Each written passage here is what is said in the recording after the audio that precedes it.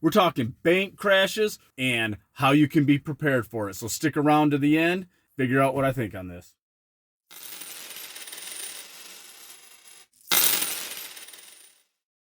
Hey, what's up, everybody? This is the Roy, and welcome to my channel, 40 and Broke, where we're all about getting out of debt, saving, investing, and getting our finances under control so we can live the life we've always dreamed of.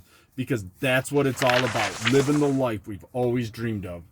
So before we go any further, I am not a financial advisor. I'm just some jacknut that drives a truck and goes down YouTube rabbit holes and watches videos and reads articles, and I'm just trying to bring the stuff to you. I don't, like I've said in the past, I don't like the doom and gloom, but I'm all about being prepared. And that's what we need to do. We need to be prepared. So what was I talking about? I said 500 plus banks either going to crash or be consolidated. What do I mean by that? So March 11th, there are new rules going into effect. The rules state that banks have to have 3% capital on hand at all times in case of an emergency. So a little bit of history. In 2020, the feds eased the restrictions so that banks no longer needed that 3% held back in capital in case of an emergency, and they were able to just lend your money out, and they didn't have to have anything.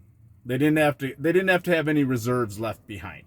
This really helped the regional banks. They were able to just loan out money left and right.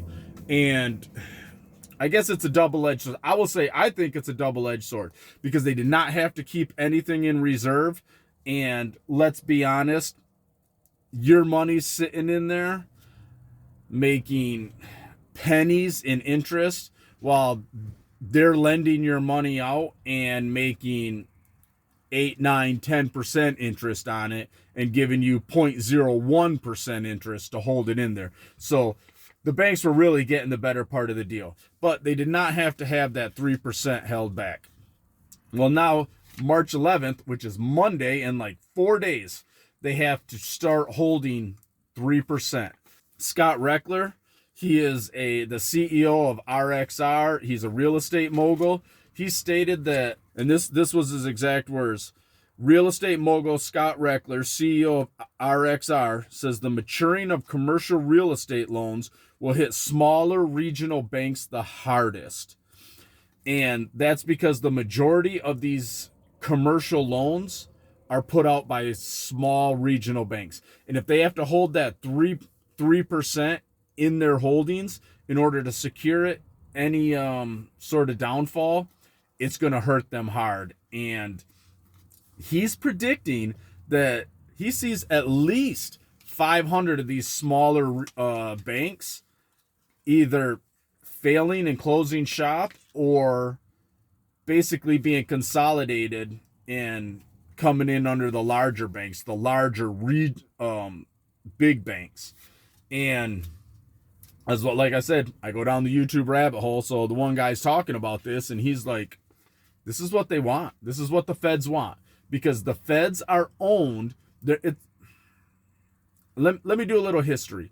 The Federal Reserve is not part of the U.S. government. The U.S. government does not have any oversight over the Federal Reserve. That's why you have a huge push among like libertarians called Audit the Fed, because the Fed basically does what it wants. It's 12 privately owned banks that control the U.S. money. So, of course, they want these smaller banks to fail, because then they can swoop in, these big banks can swoop in, and they can buy up all these smaller banks, and now their competition is gone, and these 12 big banks will end up controlling the money system.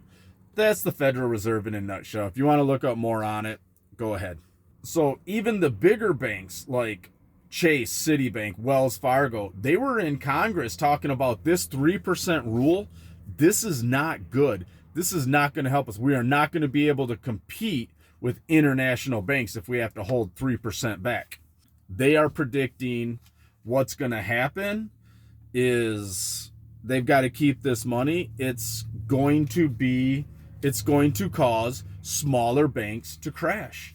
And so that local bank, that community bank that you have in your town, that community credit union, there's a chance that it will crash. They're going to have to restructure. And some of the things we're seeing is a lot of these smaller banks, their stocks, they're starting to downward trend. Just keep an eye on them, because after March 11th, when these new rules go into effect, it's really going to affect these banks. And I can already see it with my local credit union, because I've got a credit card through them, and the interest rate was 8.92 for almost as long as I've had this credit card. And then all of a sudden they were like March 1st, either March 1st or March 11th, one or the other. I'd have to go look at the letter if I still had it, if I still have it. But they were like, the interest rates are going up from 8.92 to 15.92. So they're already looking at this as there's going to be problems. And then it gets me wondering, so you've got all these billionaires. If you remember my last one of my last videos, a few videos back, where I talked about how all these billionaires are dumping their stocks. One of the stocks that they're dumping, one sector, is the banking sector, left and right. Like, all these billionaires are dumping their banking stocks. Jamie Dimon, the CEO of Chase, sold $150 million of Chase stock that he owns. This is the first time he's ever sold any shares of Chase stock that he's owned in the 19 years that he's been the CEO of Chase Bank. Be prepared to see in the next 2 years a lot of these banks crashing. You're going to see a lot of them cracking down on their lending practices. It's going to be harder to get loans. And I'm going to talk about that here in a second. And I'm sorry this is going to be a longer video, but I want people to be prepared.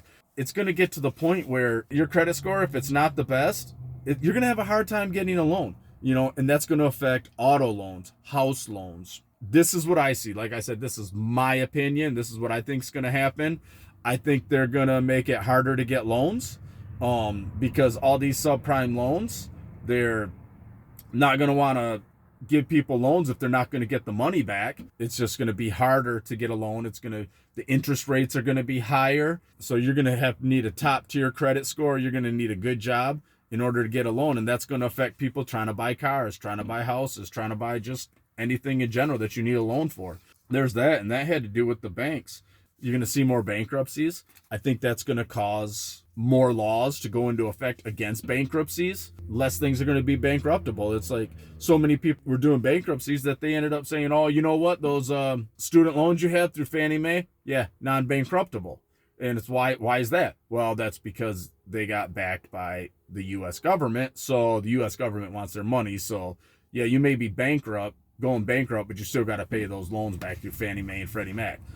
You're going to have a bunch of cars getting repoed. You're going to have a bunch of houses getting foreclosed on. You're going to have these big corporations that are swooping in, buying up all these houses so that they can run the rents through the roof. That's my prediction. Like I said, just a truck driver. I'm just an idiot truck driver that drives down, that runs down the YouTube rabbit hole. And this is the type of stuff I find. I just see hard times ahead. I see this video is getting pretty long, and I understand that, and I apologize. But it's all about being prepared. You need to be prepared for this stuff. I believe a lot of this is deliberate. And why do I say that? Because I listen to the people, what they say. I listen to their words.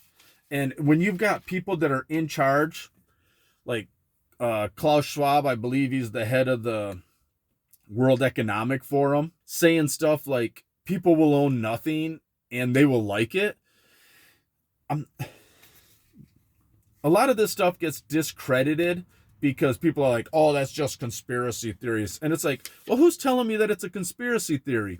The media. I don't trust the media. I mean, and to be honest, the vast majority of people don't trust the media because the media's approval rating is lower than Congress, and nobody trusts Congress. So if the media's telling me something, I really want to look into it and see how true it is. If these people are telling me, hey, you're not going to own anything and you're going to like it, we're going to do everything for you, and you're going to live in these high-rise apartments, and you're not going to own a car, you're not going to do this, you're not going to do that, and you're going to be happy, and It's not a conspiracy theory. They are telling you what they're going to do. They are telling you what they want to do. And they are doing things that are implementing those policies that they want to bring about. But when it's one policy here, a policy there, a policy here, you're like, oh, that's just this. That's just this. That's just this. Now all the stuff starts to add up. And then you're just like, what the hell happened? And it's like, yeah, remember that crazy conspiracy nut that you were making fun of here a while ago that was screaming, this is what's going to happen? Yeah, now that guy's doesn't sound so stupid anymore, does he? Listen to what the people are in charge are telling you, because they tell you point blank, because they think you're so stupid that you're not gonna catch on. Most people are like that. You give them their bread and circus, and they do not care that the world is burning around them. Now, we're at the end of this video, and I'm sorry it was so long, but what can we do to be prepared? Have some money.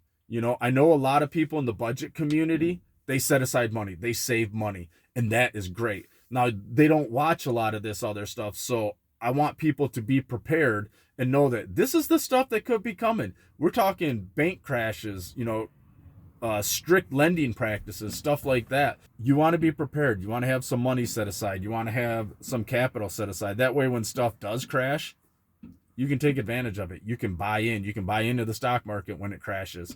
You can buy into, if you're looking at real estate, you can look into buying some real estate. Just have some money on the side. Have some stuff in precious metals, things like that. Just be prepared. Be self-reliant. Build a small garden.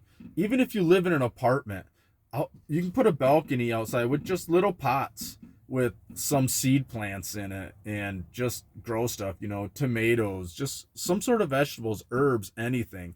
Just don't be so sufficient on other people and other things for everything that you have. Otherwise, that when that rug gets pulled out from underneath you, it's going to be hard. And that's what I think. I think this is going to be one of the largest wealth transfers in history, and I want everybody to be prepared for it. So, all right, everybody. Sorry about the doom and gloom, but be prepared for this. All right, later.